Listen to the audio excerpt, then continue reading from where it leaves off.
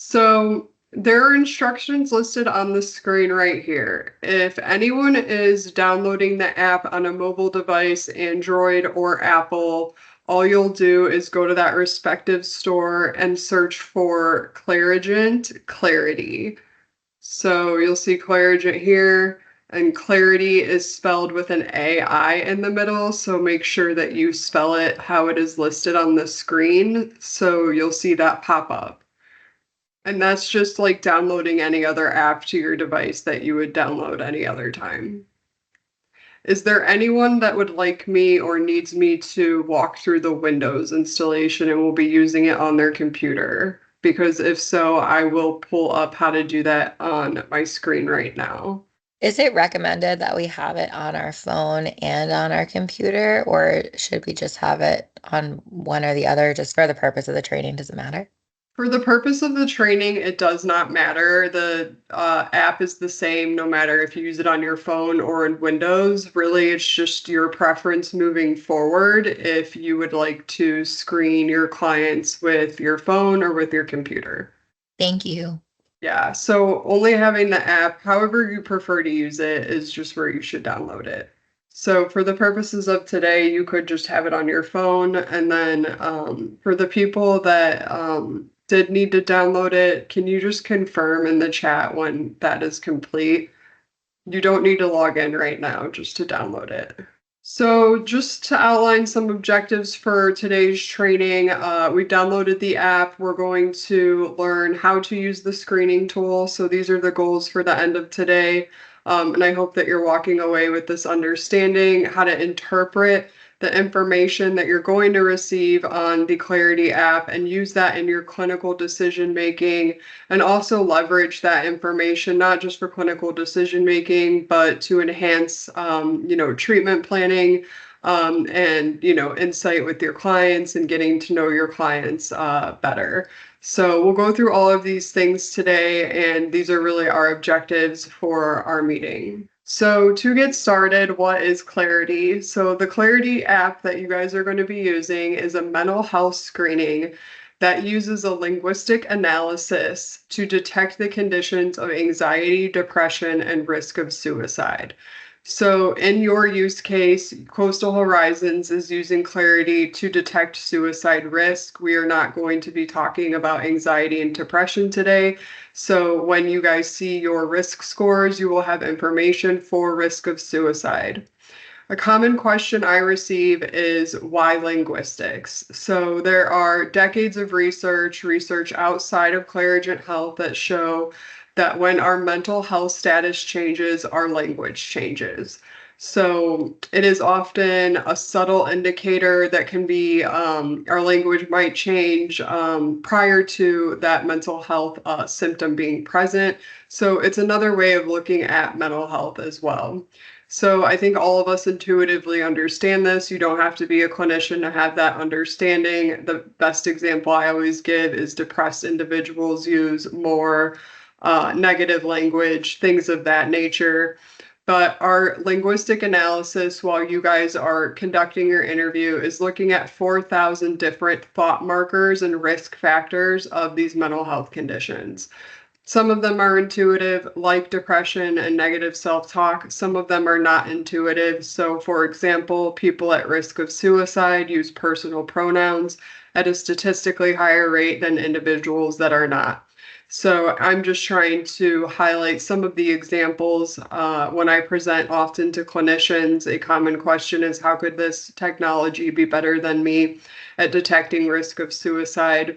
So I do talk to some of our research and aim to answer all of your questions around this, but please do put it in the chat or just feel free to chime in if you have any questions, because I want to make sure that you guys feel confident about the technology that you're using. So a little bit about our company history and research in the Clairity app itself. One of the key differentiators of our company is that we have nearly 20 years of research behind the technology that you will be using. In the field right now, I think most of us know mental health has expanded rapidly since the COVID pandemic. A lot of companies that are providing technologies have 0 to 3 years of research at best behind the products that they are selling. So really just highlighting this to know, help you feel comfortable that this is research based and there is a lot of research behind it. So the very first research study that was completed on the Clairity technology was at Cincinnati Children's. They are the third largest recipient of a National Institute of Health grants in America, but #1 for pediatrics right now as well. And in that very first research study, the largest collection of suicide notes in the world were accumulated that had been donated by grieving friends, family, and loved ones. And they performed that analysis behind the suicide notes in order to determine if suicidal speech was different than non-suicidal speech or suicidal language. In that research study, they were able to show that suicidal language is different than non-suicidal language, and also that computers or machines are better at detecting those subtle language differences than humans. So that kind of goes back to, why we're using technology. It's able to do, these analyses in real time much faster than any one of us would be able to. So that gives you time back with your patients while the screening is completing that task. 3 additional clinical trials were completed around that finding, which included emergency room settings and vocalized speech, so not just written word. And as a result, 5 United States patents were put into the technology that your team is using. In 2018, our company was founded by our CEO, Don Wright. He licensed that technology and put together a strong scientific advisory board. So on our board, we have original members from the original research at Cincinnati Children's. And we've completed 8 clinical trials proving the validity and efficacy of this product.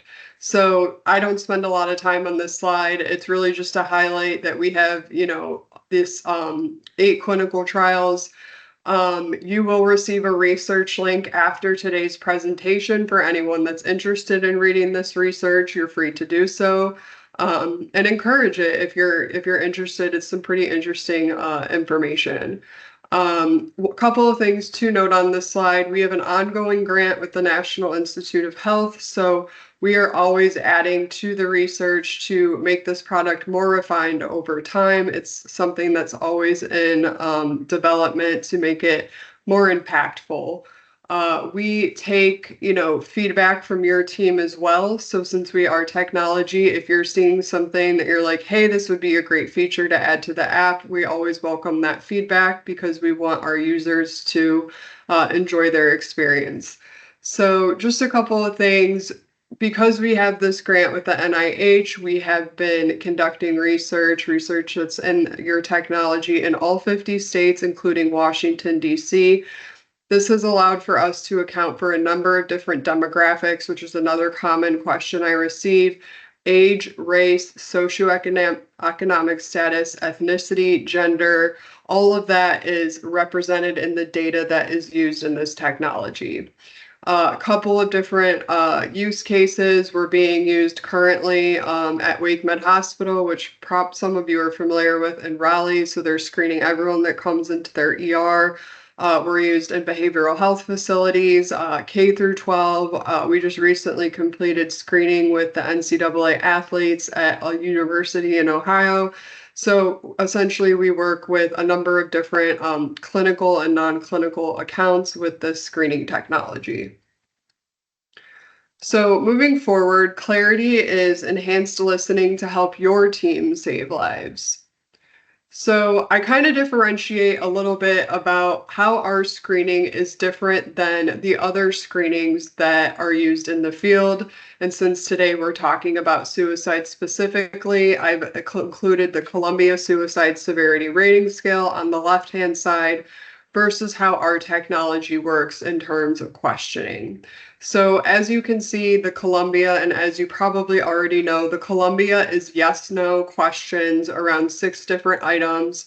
And the Clarity instead is a semi-structured interview. So what we will be doing is asking open-ended questions around hope, secrets, anger, fear, and emotional pain, as those 5 domains were found to be intricately tied to suicide risk in the original research study that I already mentioned. So instead of asking yes no questions, which we all know are easily manipulated, often I've met with clients where I think that maybe they are at risk of suicide, even though they're saying no.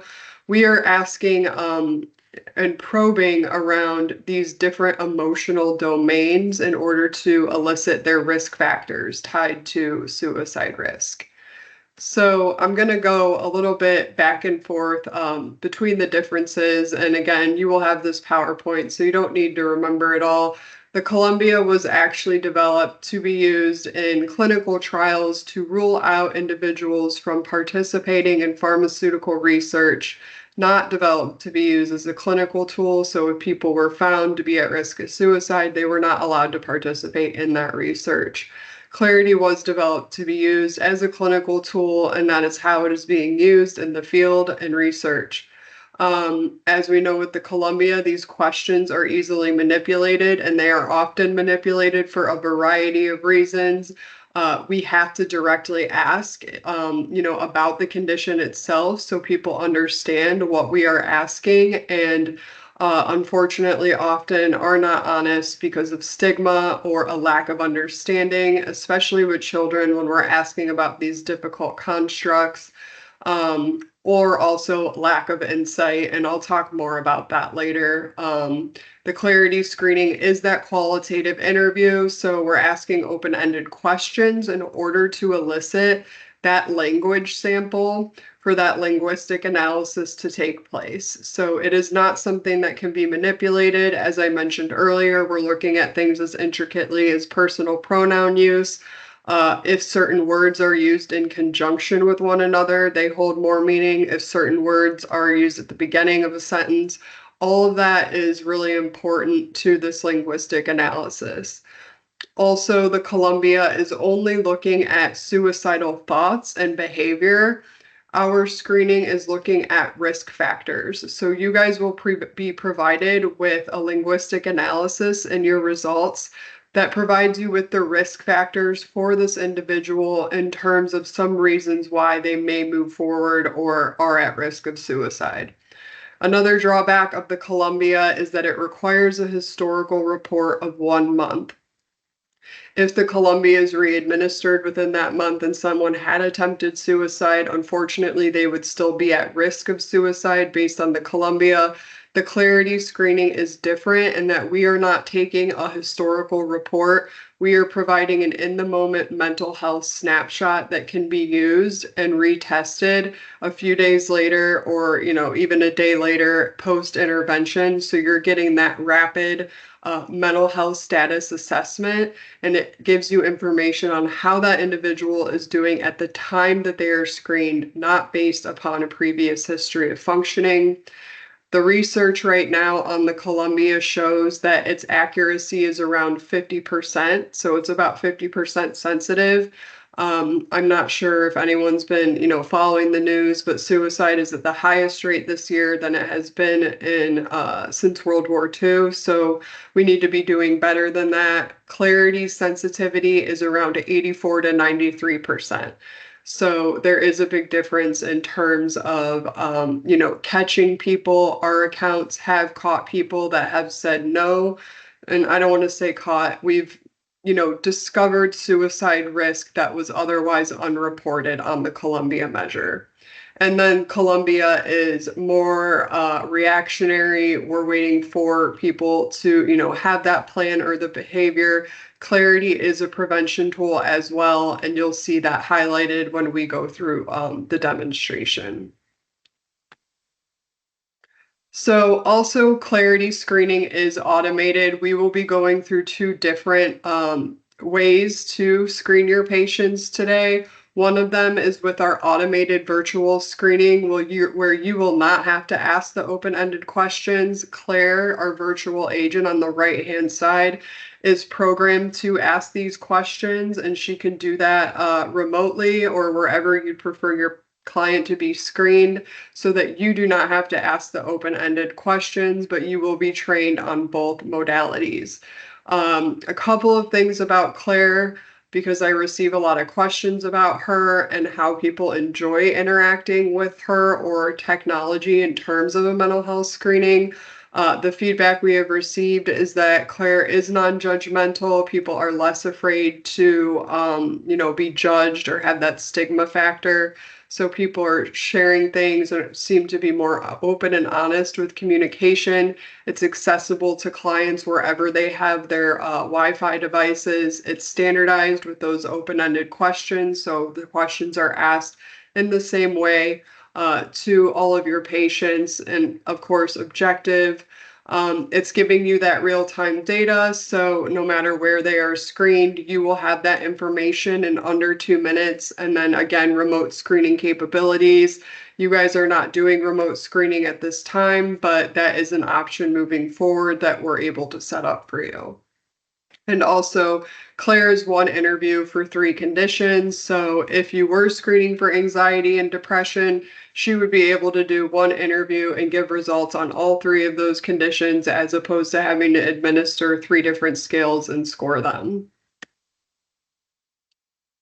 So what is the Clairity app? By the FDA, it is clinical decision support. We are not taking away your clinical decision. We are providing you with additional metrics of behavioral health that you did not have access to previously in order to help your team deliver, better care, with data to also track intervention effectiveness and risk monitoring between sessions. We're attempting to support the workforce at Clarigent Health by having this automated screening. We are hoping that you can get your time back to do, your most vital tasks, and have the technology give you these risk factors in a timely fashion. And also as a clinical communication tool. Some accounts that report liking Claire the most are actually not mental health professionals, but they are doctors or nurses that are often responsible for people with mental health conditions, yet don't have that formal training. So we're about to go into the app, but just a couple of guidelines before we get started. Like to give a high-level overview of everything that is happening in our system while you are using our technology. On the left-hand side, you'll see we're available in smartphones, tablets, and computers. So the app is what you will be using. The app is not what your patients will be using. So you're going to administer the screening via your app. While that interview is happening, all the linguistic analysis is happening in the purple hexagon in the middle of the screen. That is our private cloud server. And as you can see, HIPAA compliant environment. Data is never sold, which is a common question I received as well, especially when AI was in the news a couple years ago. Coastal Horizons and your patients own their health data. Clarigent Health does not. All data is encrypted in the cloud and also in transit from the cloud to your app, where you will receive those screening results. On the right-hand side of the screen is our data dashboard. I don't believe anyone on this call has access to that. This is something Rachel Kraus has access to for administrative functions. I will show you a demo of this as well. It houses population information, so you're able to get a quick look at your population and also some additional metrics that are not available in the app. So this is essentially what is happening in the entire system while you are using it. A couple of guidelines: your patients must be fluent in English. It does not have to be their first language, but the research is specific to English at this point. Spanish is the next language that we plan to expand to, and then additional languages per demand once that research is completed. Obviously, a quiet and private space to complete the screening. A big thing is a limited background noise or speaking, because the technology is looking for that. So that could influence the results. So we recommend as private or quiet a space as you can obtain, a Wi-Fi connected device, and a way to interact with that device. So the microphone being positioned as closely to the patient that's speaking and encouraging that clear speech. Those things are the best for clearest clarity result. And in the case of administering with the human administering screening, 4 minutes of audio, and we'll talk about that during the demo as well. So I have included a way to introduce this to your clients, and we also do have a patient handout that you will receive after this training. So essentially, I'll show this right here, introducing Clairity from Clairigent Health. Your team will receive this. You can print it out.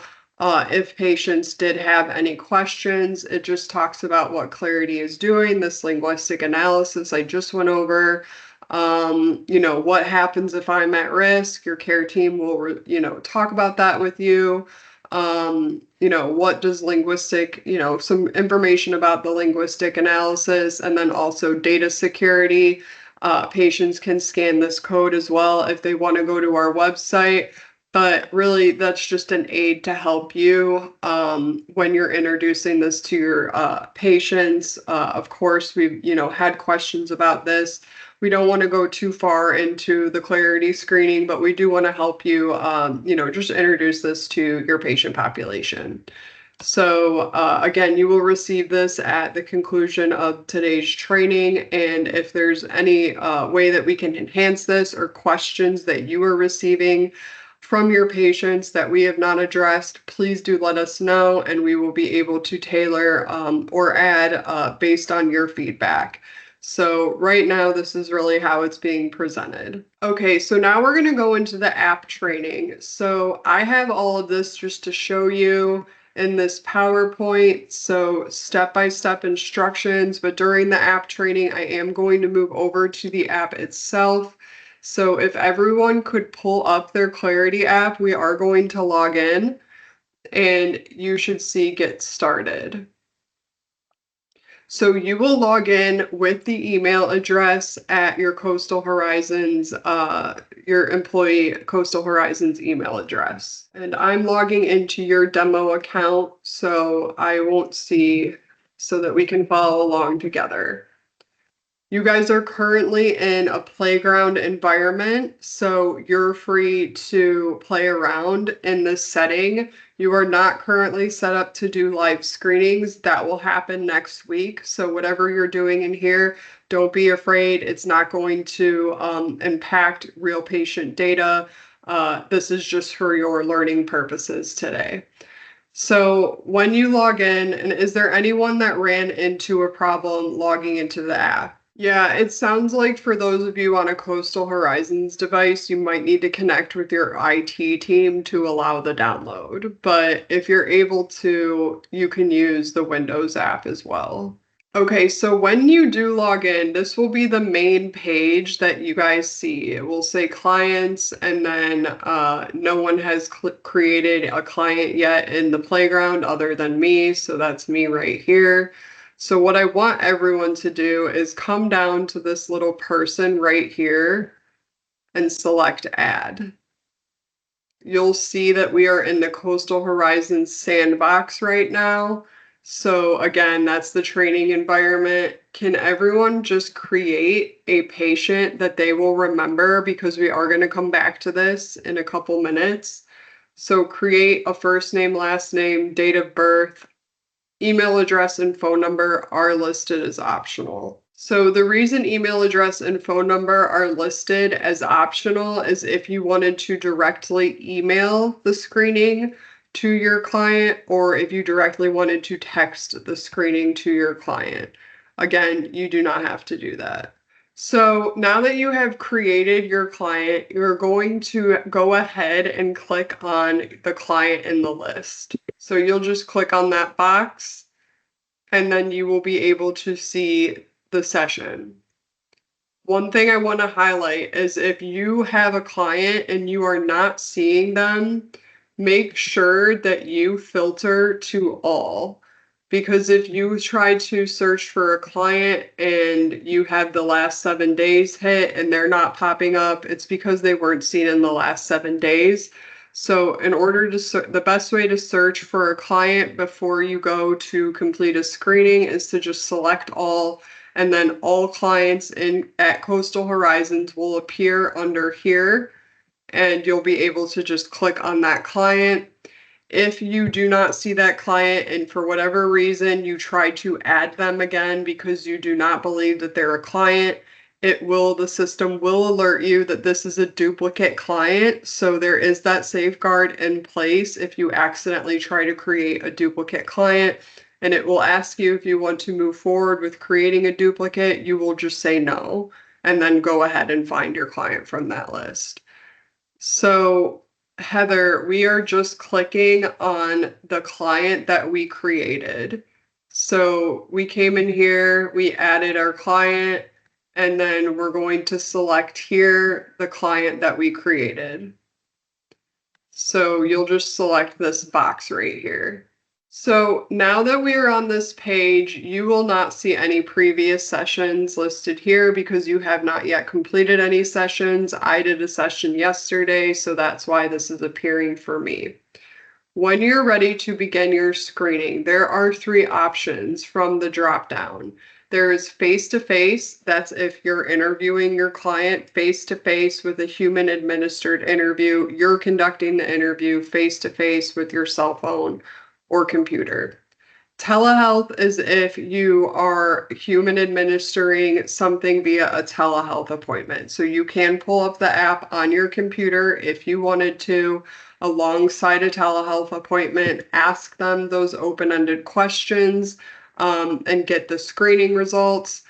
But the use case that you guys are all starting with is the virtual interview. So when Rachel and I connected, we decided on the virtual interview screening. And then after you get your baseline with your patient, you do have the option to go back to a human administered version. We are moving away from the human administered version as an organization just because of the problems with the open-ended questions and remembering that information. Clinicians have come back and said the automated screening is easier for them. So we are going to select virtual interview, and then once you do that, you will see a number of different ways of getting this virtual interview to your clients. You can launch it in the browser that you are currently using. So if you're on your cell phone, you can just say launch in this browser and hand them over that device, and they can complete the screening that way. When you launch it in the browser, the app will shut down, so they will not have access to their patient results. You can also copy and paste this into an internet browser, email it or text it to your patient. If you did not save a cell phone or an email when you added your patient, these options will not appear. Or you can email it to yourself. If you email it to yourself, it will go to your Coastal Horizons inbox and you will have that screening link. So I'm going to copy and paste.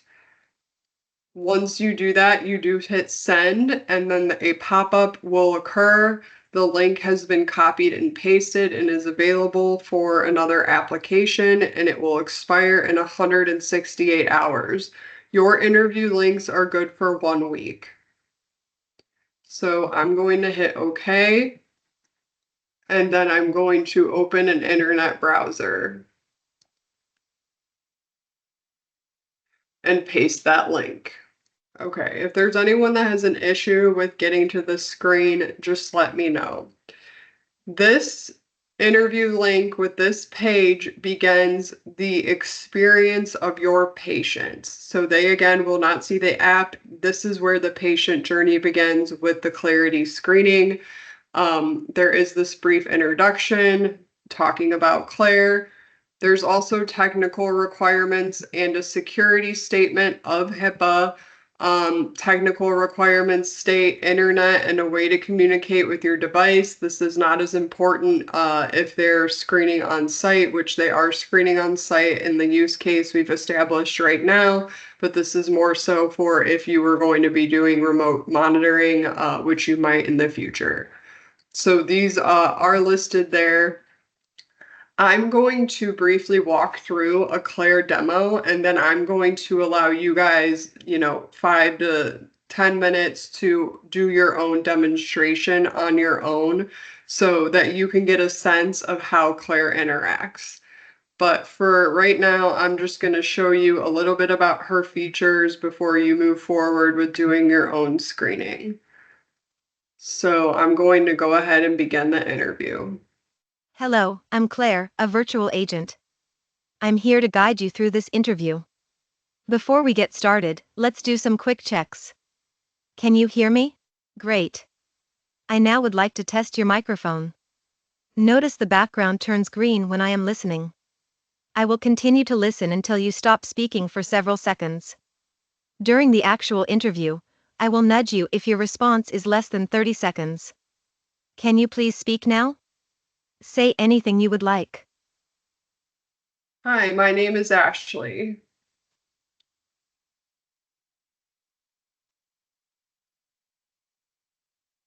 Thank you.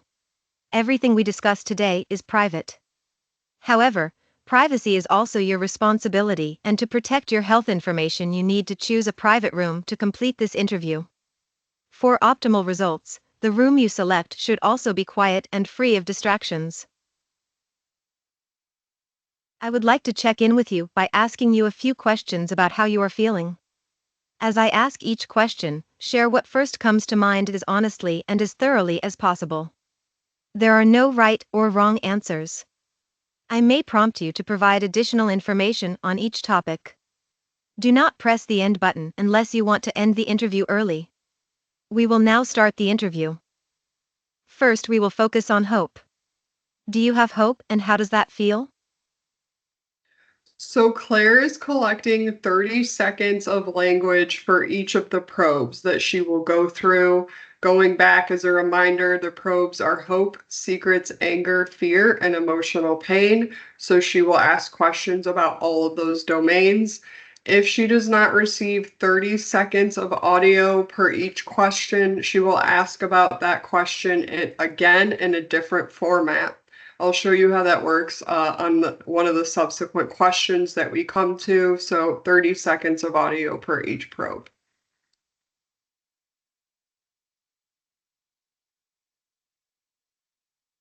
Thank you. Now we will move on to secrets. The goal of this question is to discuss how you feel about having secrets, not to dive into the details of your secrets.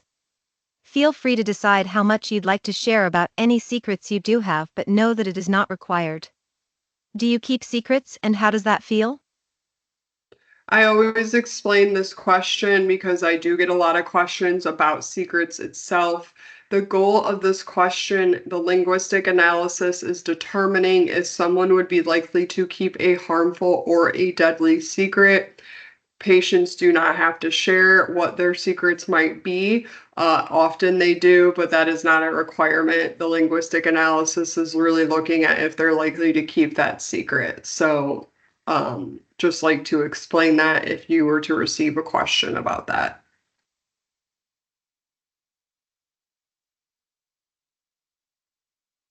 Thank you for sharing. We will now move on to anger. Do you have anger, and how does that feel? No,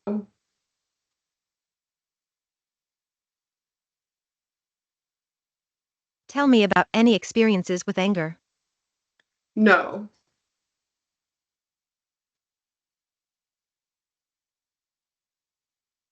How do you manage anger in your life? So as you can see, Claire is not getting enough of a language sample around anger, so she is reprobing around that particular topic. So I just wanted to highlight how that would work if someone were not providing that information. So once she's collected 30 seconds of audio in total per each probe, again, she will move forward. So your patient might only receive 2 questions, not 3.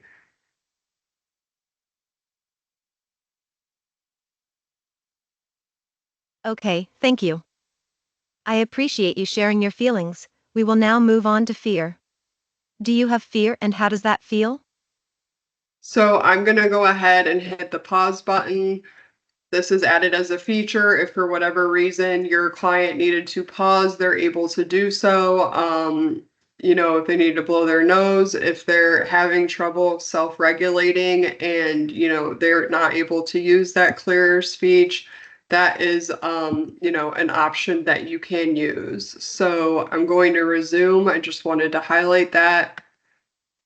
Once you resume, she will begin listening again, and then we'll move on once she's collected that 30 seconds of audio. Really, the goal of Claire is to elicit language around these domains intricately tied to suicide risk for that linguistic analysis to take place. So that really is the goal of what we're trying to achieve. I'm actually going to end the screening here. I think you guys get the gist. But I would like each of you to at least pull up the Claire's practice really quick with pulling up that Claire's screening and, taking the time to walk through it a couple of minutes. I'll give you guys, 6 minutes and then we can all come back. How about at 11 o'clock? And then any questions that you have about how the screening works or how people are enjoying interacting with Claire, I'll be here to answer. It sounds like everybody was able to complete a virtual screening with Claire, which is great. Are there any questions about Claire or interacting with her or how patients have interpreted her? I have a question. When you say no to an answer, but there's another follow-up question, how does the client answer? Like, what happens if they don't have any anger? And then she continues saying, how does that make you feel? Or how does that feel? Yeah, so after three probes, it will move on. So if they're just saying that they don't have anger and that's their response, then she will eventually move on. Similarly, if somebody were to talk for 2 minutes about any single probe itself, she will say thank you and then move on. So the interviews last around 4 to 10 minutes on average, depending on how much your patients are sharing with Claire. Did that answer your question, Amanda? It did. Thank you. Yeah, you're welcome. Okay, so Paula has a question about how clients are responding to her and feedback about that. So this is a common question I receive. In our research setting, Claire had a less than 1% decline rate. We are writing a paper that will be published this year as well about user feedback and their experience with Claire. But from what I know from a research setting and also from our accounts that I've worked with, patients are reporting, and I mentioned this a little bit at the beginning, but patients are reporting that they feel more comfortable talking about some of these mental health conditions with a virtual agent as opposed to someone that they had just met in an emergency room setting or with a newly established therapist. This research is also a finding outside of Clarigen Health. It sounds like people are enjoying interacting with these virtual agents as opposed to humans, especially because of the non-judgmental aspect. Patients have reported that they feel that Claire does not judge them, whereas that stigma is very much present with the human interaction.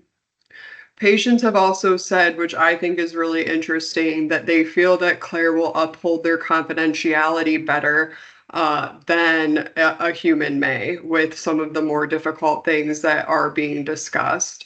So, that's a couple of things. We've had really good feedback on Claire.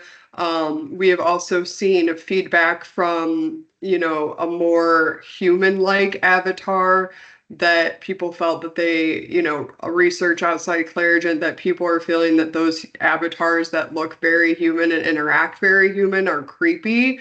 So, I think it all depends upon your patient, but those are some of the general themes that we are seeing about Claire. Joshua, when I was going through the interview, it froze up on me. Is there a preferred browser? So, Josh, that should not be happening. I'm going to let our IT team know about that, but there is not a preferred browser. If you are using a cell phone, can you tell me if you were using a cell phone or a computer? Hey, yeah, I was using my cell phone and it was on Safari, so no, Safari isn't the best. Okay, so I have noticed on my cell phone, I have an Apple. When I use Safari versus Chrome, one thing we do recommend, and if it's a personal device and you're getting a lot of notifications or texts or emails that are coming through at the same time, during the screening, that will impact it. So we do recommend putting it on do not disturb if you're using like if you're using a coastal phone that's not getting as much. Is it a personal phone? It's my personal phone. Yeah. So what we recommend is putting do not disturb on, and also if you have a lot of browser tabs open or apps open, that can sometimes happen as well. So just trying to shut down some of the extraneous things, it could cause a glitch like that. But if you are needing any technical support, and I will include this in the follow-up email, I'm going to put it in the chat right now. Please email our tech team and they will respond to you faster than I would be able to. So if you're running into any problems, always contact our support. Great, thank you. Heather, what if someone is very ambivalent and resistant to change? Would this still be utilized or could it?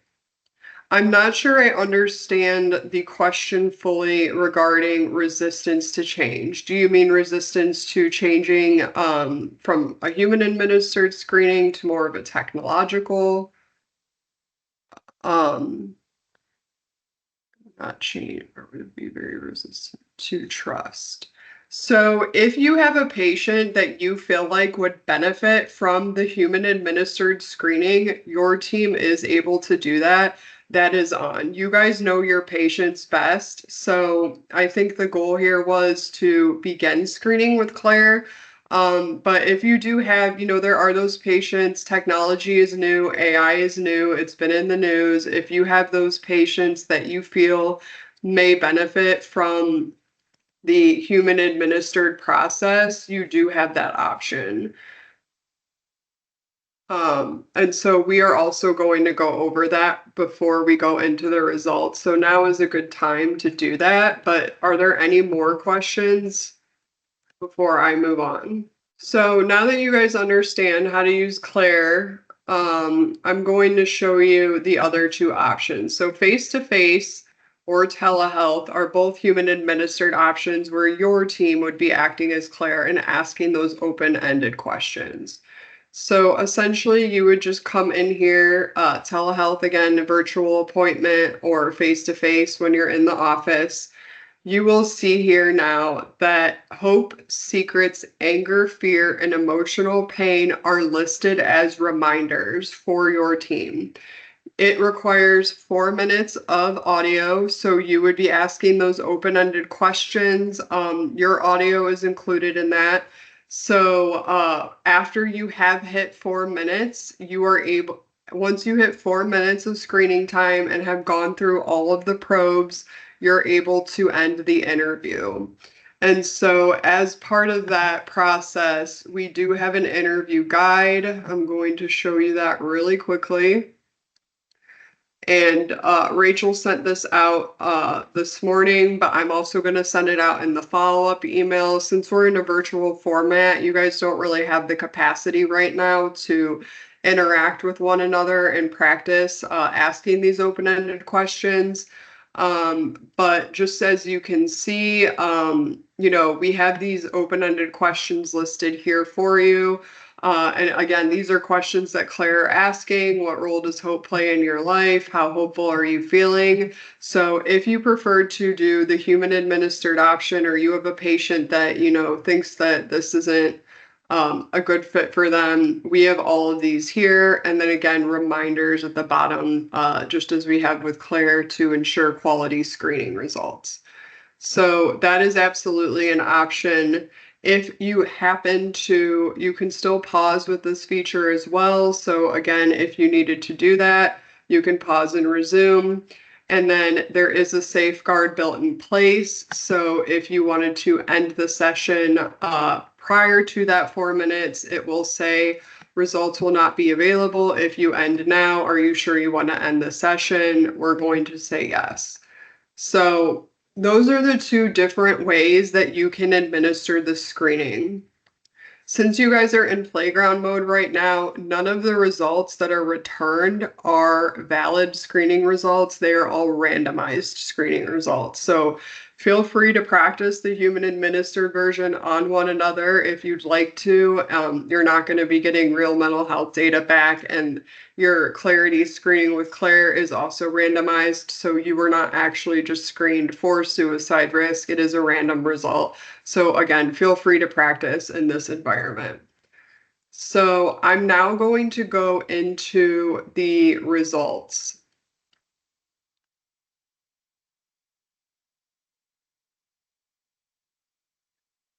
When you guys are in live mode, it will take about a minute for you to receive the results. It should always be under 2 minutes after the screening has ended that you receive the results in your app.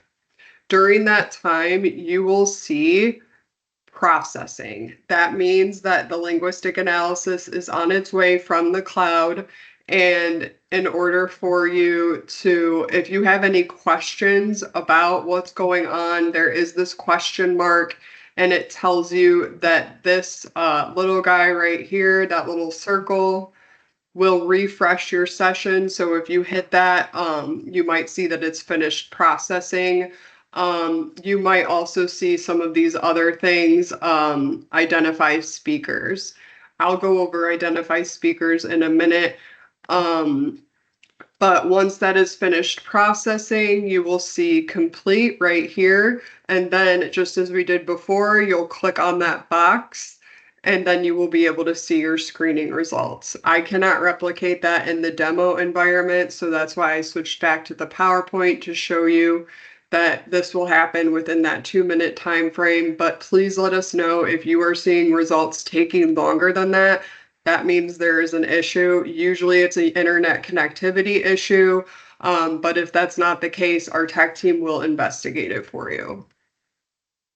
So now that we have our sessions in our app, we can go ahead and click on that information.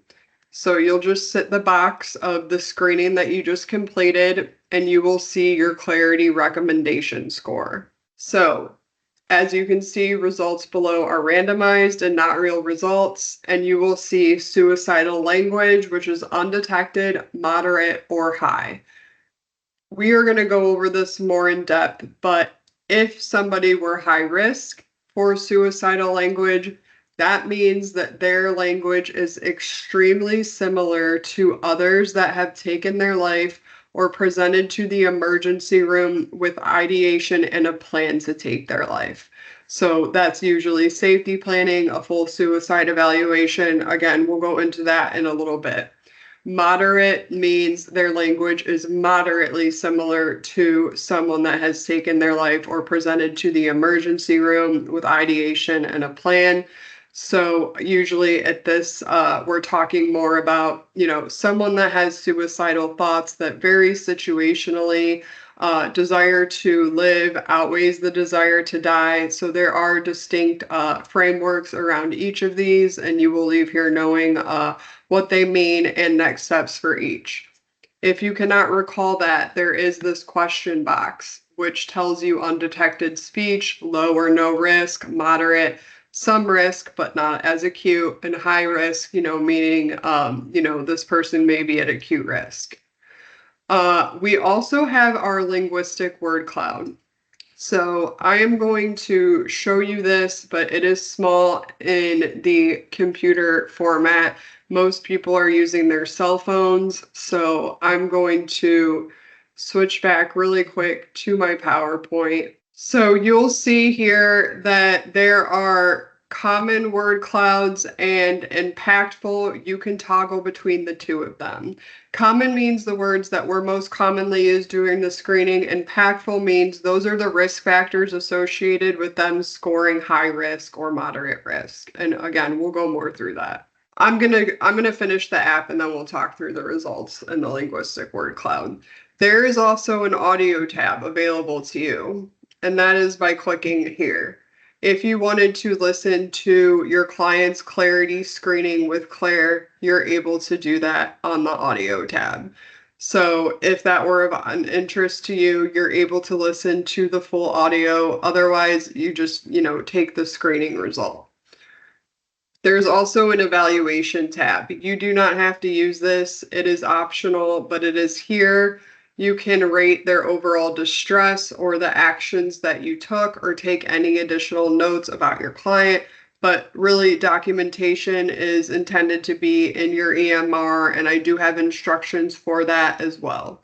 So again, these are two additional features that you're able to use. Audio is down here, evaluation is down here, and then the summary tab of the screening results is down here. So are there any questions now about how to navigate the app, where everything's located, or are we good to move forward?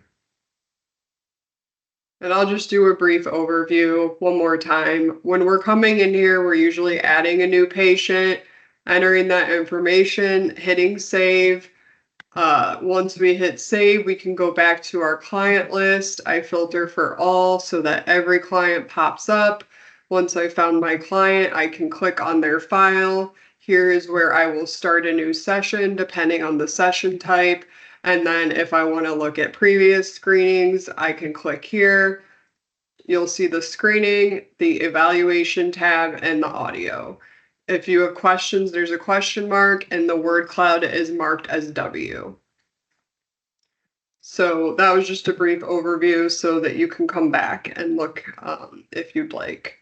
So there is one potential troubleshooting that could occur, and this only happens in the human administered screenings. This is the only thing that you might run into that would cause you to do an additional task.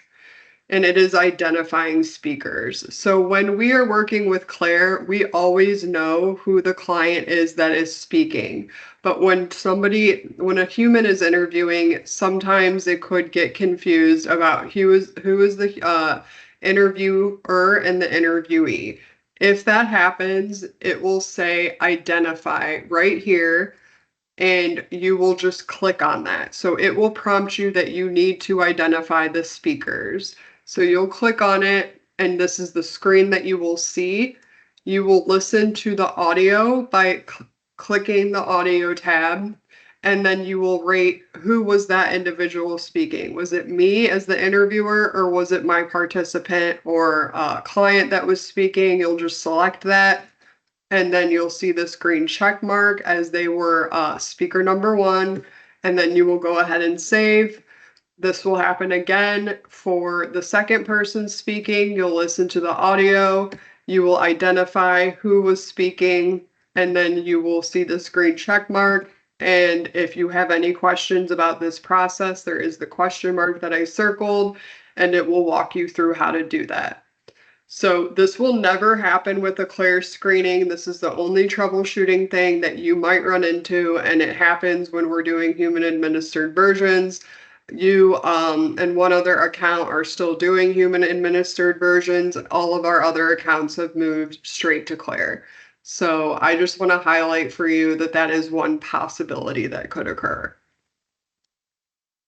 When you're ready, you hit close, and then navigating again is at the bottom of that screen.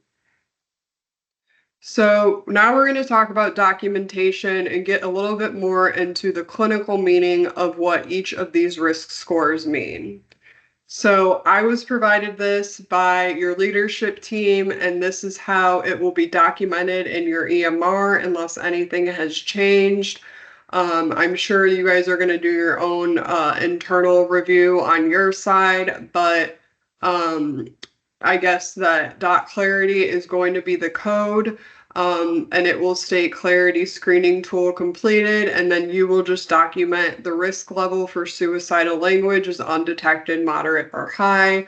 If you have any questions about that, I believe they would go to Matt or Rachel. So it is also in the PowerPoint for you to refer to, but seems pretty straightforward. I'm sure you guys are documenting things all day, every day. So this is just how you will be documenting that you have completed a Clairity screening and what the results are. So moving forward into the clinical interpretation of the results. One thing that you guys have is this linguistic word cloud. So this is what you can think of as the linguistic analysis and why your patient was undetected, moderate, or high risk for suicidal language. It can quickly identify key insights, patterns, and trends. It can also help, and speaking to insights, I got a report from an account last week.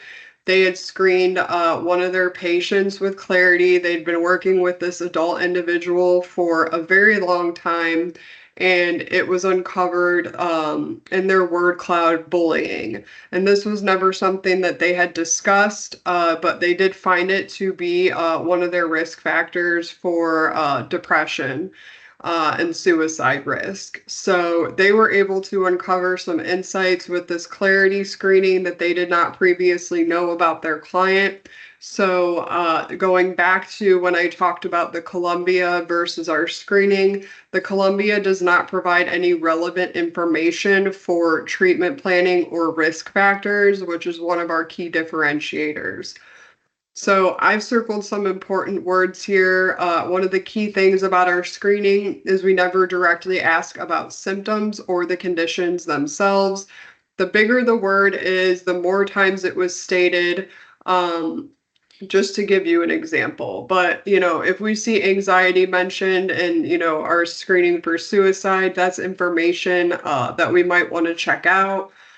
We see finances mentioned. I always give this example. I've seen finances in, an adolescent or younger adolescent word cloud, and this is a great tool for parents because they might have no idea that their youth are struggling so much with the finances of the family, or maybe it's coaching about boundaries, about talking to this individual, or a social determinant of health. Maybe you have resources in your community that can help that particular individual with their finances. So again, a number of different things based on the information. We also see I circled this because it is really important to the linguistic analysis, and that goes into the 4,000 different, things that we're looking at in that linguistic analysis. But for your team as clinicians, there's not much you can do with that clinically. You will see these words there though, and that's because they were important to how they were rated as undetected, moderate, or high, but not really useful for you clinically. So I just wanted to highlight that you will see words like that in there. And then control, again, there's a wealth of information in this linguistic analysis. And these are the drivers that are, driving somebody into these mental health conditions. One of the great things about Clairity is that you will get this word cloud for undetected scores as well. So hopefully, our goal at Clarigent and when we work with accounts is really to be screening everyone, because even our undetected results produce risk factors before somebody ends up in the emergency room.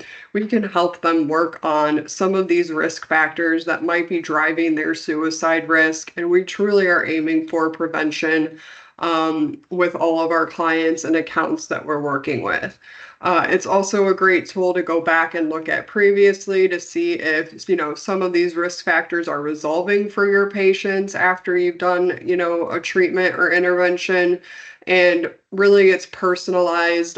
Personalized medicine is really big right now. So while you have the suicide score, it's personalized to each person on, really what helps, what is going to be the best treatment for this individual, even though, there's only 3 scores. This helps with treatment planning and understanding your patient, both more quickly, but also helping them understand, because insight is often lacking when we're talking about some of these more difficult mental health conditions. Are there questions about the linguistic word cloud? Because I know it's a new concept. And so I also like to provide you guys with just the meaning of each of these scores that you're going to receive. I think we all know, undetected risk meant their language was not similar to someone that's taken their life or been to the ER. That doesn't mean no risk. It means it's undetected. So we also encourage you, just explore their reasons for presenting to, a mental health appointment, and use that linguistic word cloud and look at some of their mental health risks and see if there's anything you can identify to work with your patient on, in an attempt to prevent them from moving forward with, getting into, a more detrimental state of mental health. If appropriate, include that in your treatment planning. They could have challenges or stress present, but they may not. So, always just checking in with your patient. I don't need to train you guys. You guys are clinicians, you know your jobs, you know your patients. So really just trying to tell you and help you understand what each of these categories actually means and what the next steps are around all of them. So moderate suicide risk, as I mentioned earlier, this language is moderately similar to individuals that have died by suicide. The clinical presentation, what this means is the risk factors for suicide are beginning to feel unmanageable or overwhelming. They might experience, or usually in this category, based on our clinical research of 20 years, these people have suicidal thoughts. They could be passive, such as, I just really don't want to wake up tomorrow, or I wish I could go to sleep and not wake up. Or they could be more active. Typically, the intensity of these thoughts are varying depending on the circumstance. So maybe there's, some triggers they have where they feel more suicidal in response to certain situations. Typically at moderate, the desire to live does outweigh the desire to die. So we do, as next steps, and the next steps were put together by our scientific advisory board member, Jennifer Wright Berryman. She is a PhD suicidologist. So these are, our best recommendations, but please always follow the policies of your organization. You guys have your own policies and procedures. We just provide this as best practices. You will follow the guidance of your leaders in your next steps. So again, these are our best practices around our research and suicide risk. But when we're seeing moderate, we want to explore that frequency, do that more thorough suicide evaluation. Do they have a previous attempt? Do they have access? One thing the Clairity app does not do is determine imminency of risk, and I'll talk about that on the next slide. But, really we're exploring, their suicidality, reviewing that word cloud, and typically with moderate risk, we do want that safety plan created because they are having suicidal thoughts. And then you will determine, based on all your information, what is the next best, step for this person. Again, we are not diagnosing, we are helping with clinical decision support. So again, high risk result, I've spoken to this a number of times. Apologies if I'm being redundant. I just want to make sure everyone is clear on what it is we're talking about. This language is very similar to someone that has taken their life. So at this point, we do not want the Clairity app to be a funnel to the emergency room, but these individuals are typically experiencing persistent suicidal thoughts or behaviors driven by the risk factors in that linguistic analysis. So a stronger desire to die is present than a desire to live, which is the flip from moderate. They typically feel very overwhelmed by their problems, typically have tried to resolve their problems and have not had success in the past. There really is this feeling of being a burden to them, their family or loved ones, and they feel very lonely. So again, overwhelming despair, typically at high suicide risk. But this might not be present in every person that you're working with. Again, this is, based on our research. So when we do see this high suicide risk, though, their language is very similar.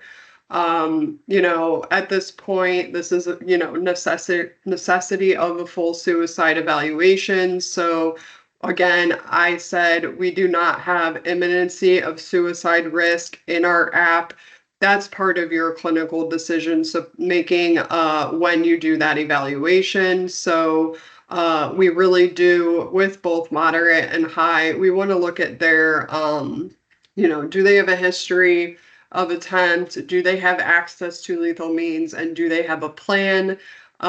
If those things are not met, we don't recommend calling 911. Someone could be at high suicide risk, but not at imminent risk. So when the Clairity app says high risk, I just want to be very clear, it does not mean imminent risk. Those are two separate things. If the person is at imminent risk, follow the policies of your organization. Typically that's a referral to the emergency room or whatever it is within your workflow. So if they have, intent to die, a plan, access, a desire, again, follow the agency protocol that your leadership team has established.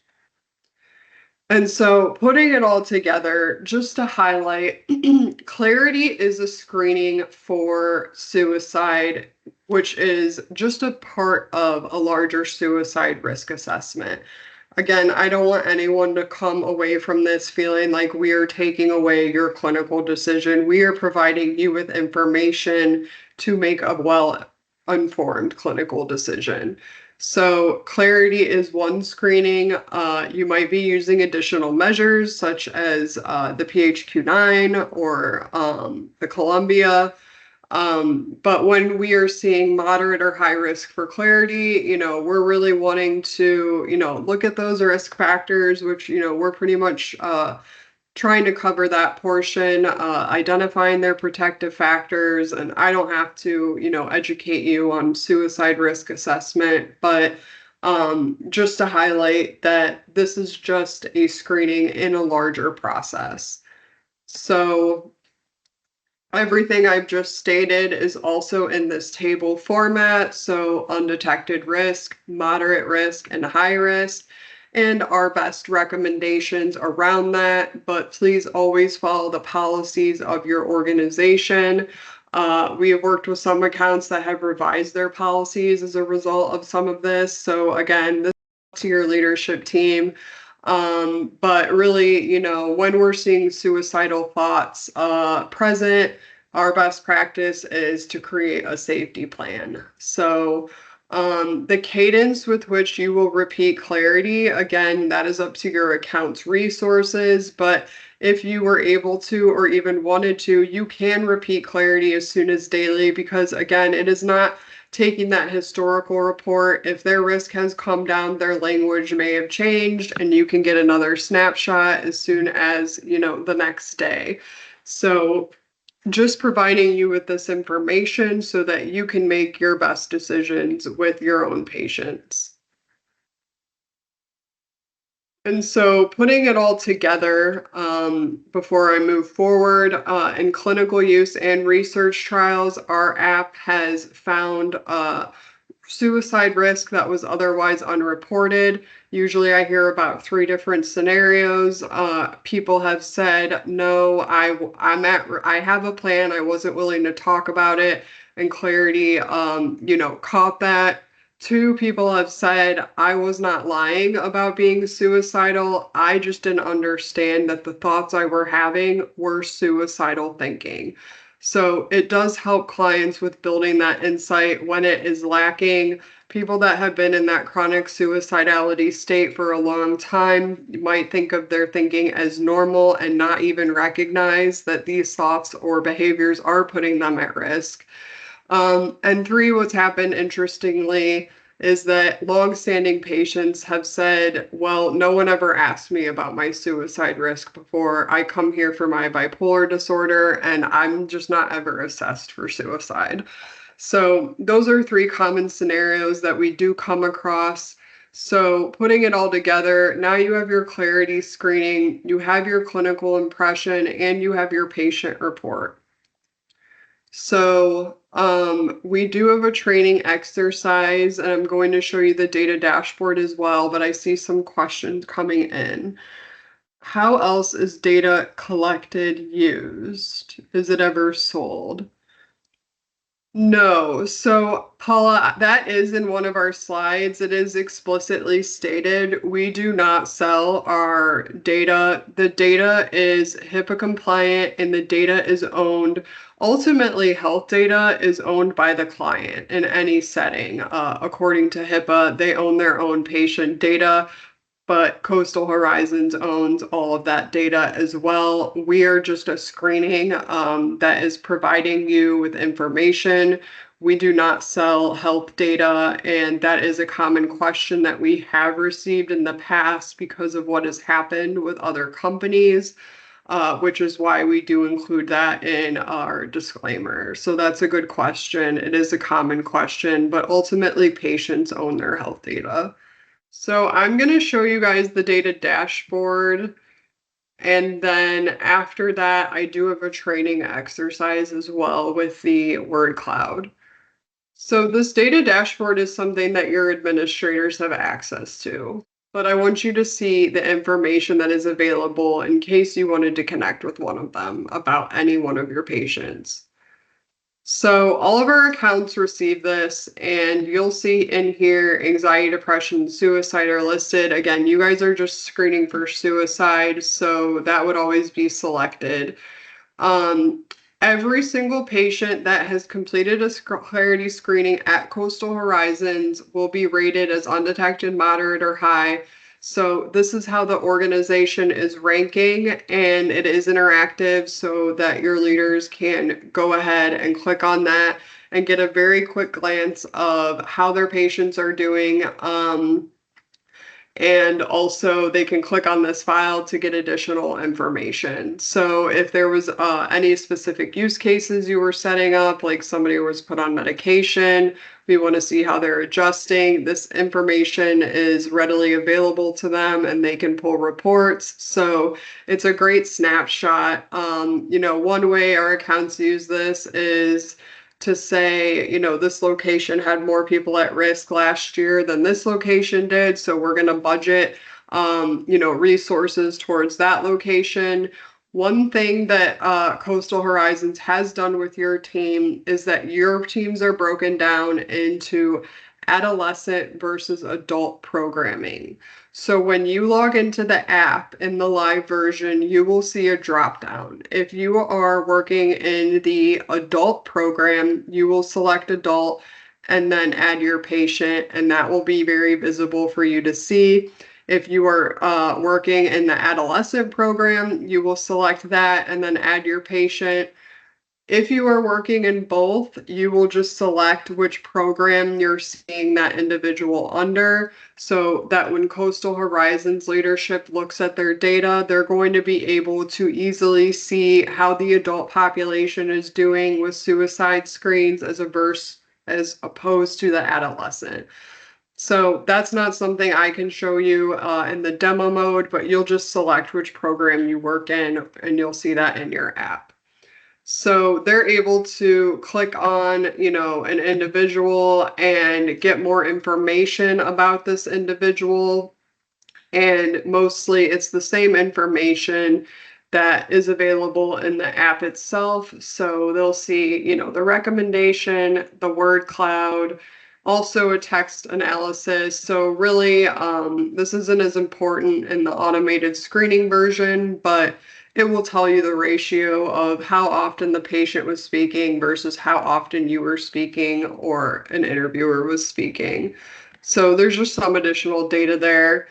They also have access to the client summary tab, which I love as a clinician. So they can come in here and select any individual they're interested in looking at. So now we can see longitudinal trends. So if you are interested in, this isn't as visually available in the app, although you can go back and look at previous screenings. This will be graphed every time somebody has a Clairity screening. So you can ignore the yellow and blue lines. Those are anxiety and depression. So you'll just see the purple line, which is suicide. We can see this person was moderate for suicide risk, and then they went into high risk. So that's just information that you can have to take a look at. And if they, basically we can go again into this file and take a look at what is going on. Again, you have access to this information in your app. I do want to highlight, however, just this really quick. We do return, and I've already mentioned this, we return the linguistic risk factors even for undetected screening scores. So you can just imagine, instead of this being anxiety, it's suicide. So again, this person is undetected, but we see a number of different things being mentioned: loneliness, they're feeling ill, political, there's a lot of things going on right now in the country politically. We see hanging. Again, there's all this information that you can use to help guide your clients, hopefully in, this prevention format before they go into that diagnostic category or that risk of suicide. So if you want to, Rachel Krause has access to this, and you can ask her for, that information. So we have 15 minutes left. I do have an exercise that I put together for you guys. I'm gonna pull it up really quick, but I'd like to allow time for questions as well. So I did put together clinical exercises. We do this with our accounts. It provides, a little clinical history, a score, and then a linguistic word cloud. So you have this in your email. Rachel emailed this to you this morning. It's really just for your team to, do that practice. And come up with, this person was undetected. Trevor is a 16-year-old male that lives in a household where parents struggle with alcohol and drugs. And here's some of the things that were mentioned: death, anger, overdose, numb, alcohol, and just 3 next steps for this person. So you can go ahead and print this out if you want to practice on your own. I don't think that we need to do it right now. I want to make sure before we end, since we have 15 minutes, that I answer all questions that you have, because I go over a lot of information and I want to make sure that all of you feel confident. Is there a recommendation if my client is completing do I need to step out of the room? Is that recommended, or does it really just depend on the client's level of comfort? So this is a common question we do receive. Some accounts, give their screening to their patient, let them complete the screening, and then they head into the room. Some complete it while they're there. So it really is up to your guys' resources and use case. And you know your patient, so we try to stay out of giving recommendations around that because every account is so different. How WakeMed Hospital System is doing it is they'll hand over an iPad to a patient, let them complete that screening, and then when they're done with their nursing tasks, they'll come back and look at the results, because the results do take around a minute to 2 minutes to be delivered to the app. So we also have accounts that have, private waiting rooms where patients will screen, or some accounts will deliver it off-site for patients to complete within 24 hours of their appointment. If you were going to take that option, you would just want to let me know, because we can set up high-risk notifications for you to receive in real time, and also Coastal Horizons follow-up emails. Like, we can input your crisis line phone number information or 988, so that no one is ever left with a high risk score without, immediate triage. So there are definitely things that we can do around that. Okay. Yeah, I'm just thinking for some of my clients that have a history of some paranoia and suicidality, some of them I know would want me probably in the room or at least in earshot. So I'll just have to try to figure that out maybe on a case by case basis. I think most of mine would be okay with the technology piece. Yeah, I mean, people have been very, very receptive to Claire, and a lot of accounts do administer it while they're in the room, especially if they run into any technical problems. So it's good to be near. Okay. One thing you will want to make sure is that that you make sure that you're clicking out of Claire, so that when your next client comes in, it will cause bugs. So usually Claire will just shut down. Make sure there's not another Claire accidentally open in your internet browser for whatever reason. I've noticed she's been telling my sessions are expiring during this training. Oh yeah, she needs, Yeah. usually once you launch her, she wants you to move into the screening, but you can always go back and refresh it in the app. How are you guys feeling about using this? Are there hesitations? Are you excited? One of the reasons that leadership at Coastal really wanted your team to have access to this is because they were hoping that it would help you feel more confident, or, I think sleep better at night was the word that was used. So really trying to provide support to your team, that you feel like when it comes to suicidal patients, your team has as much support as they can provide to help you feel confident with your clinical decision making. So that was really, a big reason your leadership wanted to provide this technology. When I really think about how Clarigen might be on the cutting edge of something, if you think about the clinical outcomes from the Columbia not being nearly as strong as those of Clarigen, hopefully this is a tool that will really move things forward and really, on a bigger scale than even Coastal, really save a lot of people from moving forward with an attempt.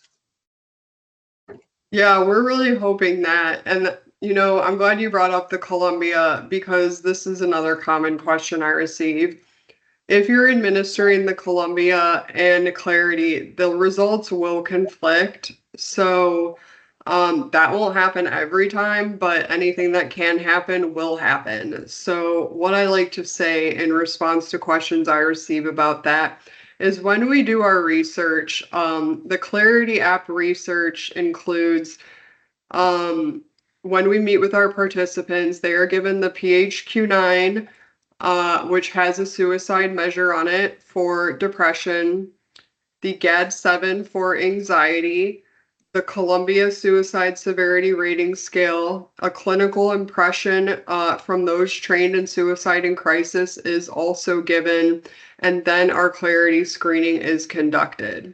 So our technology is pulling from multiple sources of information about suicide risk, as opposed to just the Columbia with the yes/no questions. So we have multiple data points around suicide risk, so you will see a difference in the standardized scales.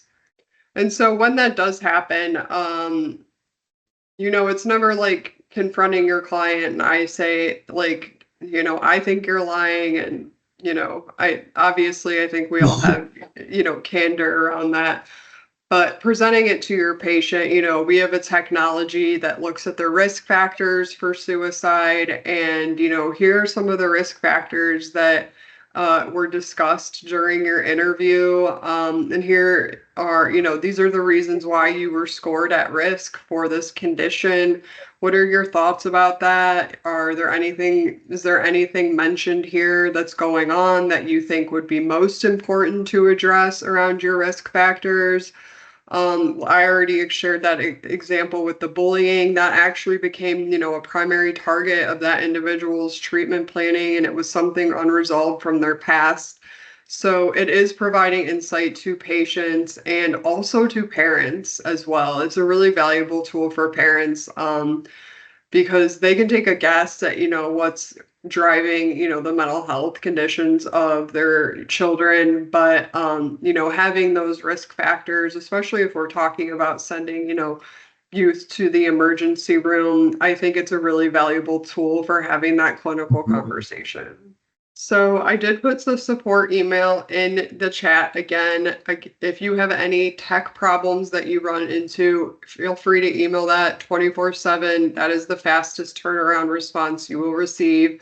I will also send a follow-up email today with the interview guide for when a human is administering the questions, the PowerPoint, our research, the training exercises, and also that handout that you can print out to provide to your patients. So I'll, again, reference the support email as well. If there's any, clinical questions, Matt, you and Rachel can feel free to email me directly and I can, provide information. Again, if you guys are seeing anything in the app that you're like, I don't like this, or what is my, this might be a cool feature to add, we do take that feedback very seriously. We've added features for accounts, mostly to the technology because clinicians that use it are saying this would be helpful. So any feedback that you have is much appreciated, and we do take it seriously. So feel free to send it to your leaders. And we are always looking to improve the technology, especially because you guys are the ones that are using it. And we really thank you for your support of Clairity Health, and hope that you find good success with using it. Thank you so much for your informative training. You're always so well spoken on these meetings. I can tell that you've practiced quite a bit. And I also can appreciate that you're a clinician and you know what it's like to be really overwhelmed running around trying to take care of your clients and also trying to sleep well at night knowing that you did all the right things to make sure they're safe. So thank you for joining us. Yeah, absolutely. If questions come after we've ended, again, feel free to send them to Matt or Rachel, clinical included. Awesome. So thank you for being here, Matt. I appreciate you moderating in Rachel's absence. Absolutely. And I'll send those follow-up resources. Sounds good. And then it's also recorded, so you guys can go back, hopefully, and look if you have questions. Awesome. Thank you. Thanks, everybody. I'll see y'all soon. Thank you, everyone. Appreciate your time.